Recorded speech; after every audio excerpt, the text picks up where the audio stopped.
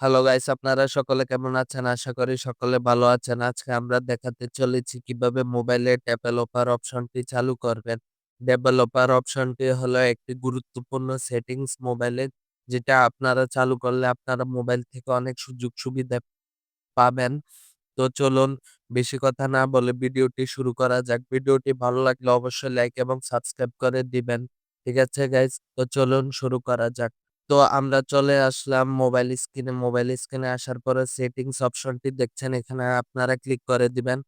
তো ক্লিক করে দেওয়ার পরে চার্জ অপশনে যাবেন। এখানে গিয়ে চার্জ দিবেন build number, BUILD, build, build লেখাটি লিখলে আপনাদের বিল্ড নাম্বারটি চলে আসবে এখানে। এখানে আপনারা ক্লিক করে দিবেন। তো ক্লিক করে দেওয়ার পরে বিল্ড নাম্বার অপশনটিতে আপনারা ৭ বার ক্লিক করবেন।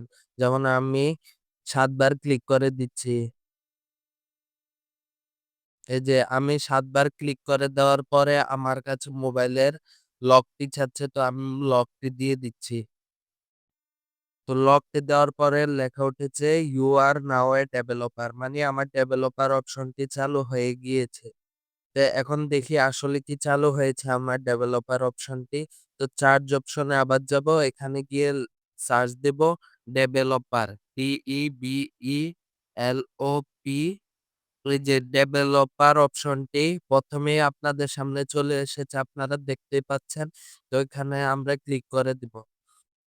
তো এই যে দেখুন আমাদের সেই মোবাইলের গুরুত্বপূর্ণ সেটিংসটি চালু হয়ে গেছে।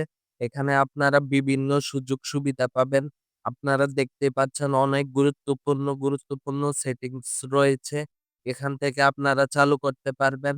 আপনাদের কাছে ভিডিওটি কেমন লাগলো অবশ্যই কমেন্টে জানাবেন এবং ভালো লেগে থাকলে অবশ্যই লাইক এবং সাবস্ক্রাইব করে আমাদের পাশেই থাকবেন। তো গাইস, টাটা, বাই বাই।